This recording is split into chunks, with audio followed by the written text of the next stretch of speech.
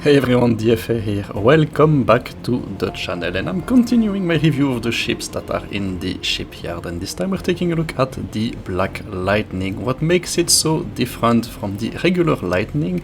Why did I put it in the top tier category when I did the tier maker with Sly? Let's find out. And here we have it next to a selection of other tier 8 destroyers, which are relevant in this comparison. You will see why later on. How is it different from the regular Lightning, and what are the characteristics of the UK destroyers? Well, essentially getting a lot of fuel smoke. Not as much as the Cossack, but more than the Yukikas. 4 times you can get out of trouble or YOLO an enemy ship, 4 times, pretty good. You get a sonar just like the Yukikas, and the difference with the regular Lightning, you get a rapid reload charge instead of the useless AA, so that's already a decent improvement. For the rest, survivability is average, surface detection concealment is really good.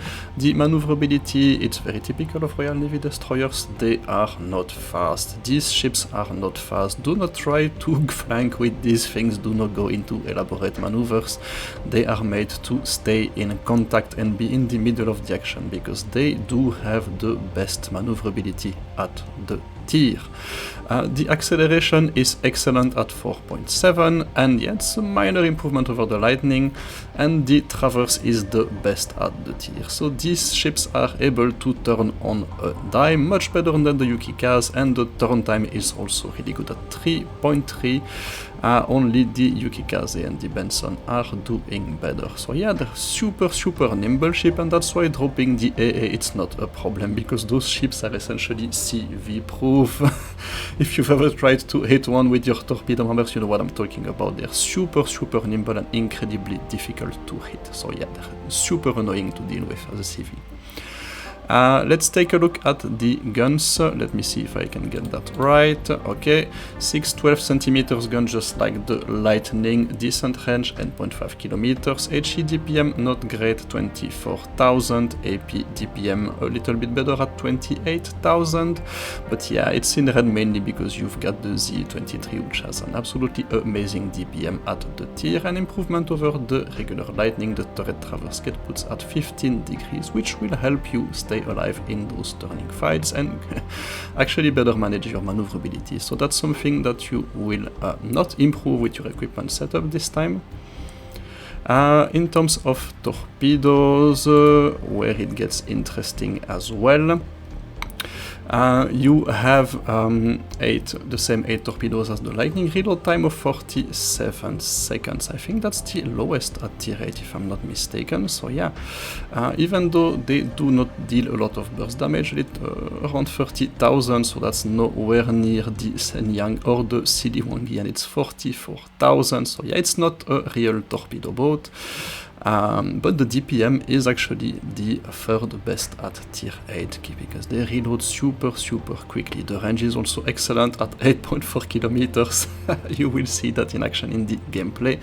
And the speed is pretty decent at 64 knots. So yeah, pretty decent, and you're almost guaranteed a flooding if you hit your 8 torpedoes. So not bad. And finally, the AA, you lose your AA skill. You don't need it because the AA is garbage to begin with. And so what are we going to do with this thing? We're going to do what you do with Royal Navy destroyers. You go straight for the center. We have a CV on the enemy team, DFA. It's going to spot you. I don't care. Honestly, I couldn't care less about CVs with that thing. Simply because of that insane maneuverability. You get the smoke charge when you really want to avoid something, and you get the sonar to keep you safe from the other destroyers that you will be meeting there. So yeah, it's incredibly well equipped to be challenging caps and to stay there and survive and just be incredibly annoying to everyone. So it's a really good ship for that. The other characteristic feature of this destroyer, because it's kind of an oddball in the Royal Navy destroyer line, it's the fast reload of the torpedoes, the tier 9 and the tier 10. Yeah, they do lose that quite a bit. So please PM, just spam those torpedoes. Take your chance, you never know what will happen, and of course you get the single fire torpedoes. Yep. I do a good job at hitting the island this time with my torpedoes. There you go, subscribe button. And I'm going to stay in the cap. Shall I deal with that destroyer? Not really. The battleships are a much more interesting target, and the Roma I was targeting is pulling away, but the Massachusetts is kindly taking its place. And yeah, that's why you should really spam your torpedoes with that thing. The range is also excellent, so that will happen more often than you think. But yeah, now that the Massachusetts has been flooded, we can actually follow up with our guns and see if we can set him on fire before he disappears. As long as the Atlantico is on the other side of that island, I am absolutely safe, and I am simply using the smoke screen to get away, because this time I'm going to lead the Roma a little bit. Now he's pulling away. I'm going to lead him in the other direction, so I'm using the smoke screen to disengage and see if I can actually run after the Lucatarigo, who's challenging our Bismarck. Yeah, he decides to disengage as well, and that's the thing to understand with those destroyers. You should not, I'm not going to proceed too much, because honestly, I'm never going to catch up with him, number one, and number two, I will simply be too far away from the action. So there you go, we put the 8 torpedoes into the Roma, but we do not flood him, unfortunately. Yeah, no luck this time, and yeah, the other enemy DD is out of the game for a while, is not able to challenge the central cap, and that's exactly what I'm going to do. So yeah, incredibly, I set him on fire, that's good. Up, I'm going to turn right in front of him. I do that with the fuel smoke, so I've already used a couple of them, but that's okay, you've got 4, it's perfectly fine. And I'm not sure what that Roma is going to do, so I'm simply going to shoot my torpedoes wide, and hopefully a couple of them will hit him.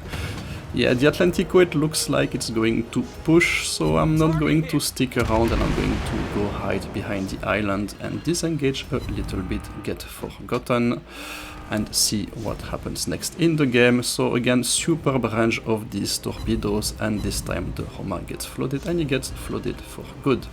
The Atlantico, I'm not going to play too much with him, but yeah, he's just fired, so that's already nice. It means I can actually pull a little bit up and see if I can hit him with torpedoes. Yeah, he's switching direction. I'm going to send 2 salvos, and you will see what a great idea that was. Because yeah, he's simply going to pass right in the middle, so yeah. Oops, a little bit unlucky there, but yeah, it is what it is. Let's disengage, because I do not want to be confronted with the HE secondaries of that thing. Even if it happens, actually not too bad, because my fuel smoke is already reloaded and I could disengage fairly easily. So if he, yeah, the Massachusetts behind gets hit a second time. This guy must be completely disgusted. So yeah, let me just use the island to stay clear from the Atlantico and see if I can chase that guy. Up, and Alf decides to come right in front of me. I'm going to disengage and yeah, remain a little bit behind the island until I have a better understanding of his intentions. The Roma seems to be pulling away, so it's just leaving me within Hanal, sorry, and that's pretty good news, because at that range I'm probably not going to miss a lot of torpedoes. So yeah, I think it's pretty safe. I can pull out. Let me see. Yeah, it's a 1 versus 1. The Roma is not in a position to support it. Let me see what he's going to do. It seems like he's running away. I don't want to take the chance with the dive bombers and the 15 guns of the Anhalt. And so he does not think that I'm actually focusing him. I decide to fire at the Roma. So it's something that you can always incorporate into your destroyer gameplay. Fire your torpedoes at a target and let him think that you're actually dealing with someone else. It doesn't change direction, and he's eating the 8 torpedoes. Yep. So before he disappears, let me see if I can actually set him on fire. Yeah, that's when you activate the rapid reload, and hopefully we can get 1 or 2 fires on this guy with the rapid reload. So that's always my problem with the black ships that have a different skill set than the regular Tech 3. I obviously do not have a rapid reload commander, only 1 charge, but yeah, the Roma, let's YOLO him again, fuel smoke, we disappear, there's absolutely nothing he can do, and that at range is going to take the 8 torpedoes. There's very little choice for him. and we can actually disengage and focus on the Anhalt and up. Apparently our fire did a good job there. Will the Roma succumb? No, it does have a pretty good damage reduction for torpedo, so yeah, it's a bit annoying, but I'm going to follow up with my guns, and hopefully he will miss a couple of shots, because you see me moving left, right all the time with that thing. It's super annoying to hit when you do that. Oh! Nameless Hero, world record, amazing! There you go! But yeah, let's be honest for a second, it's not a pure damage dealer.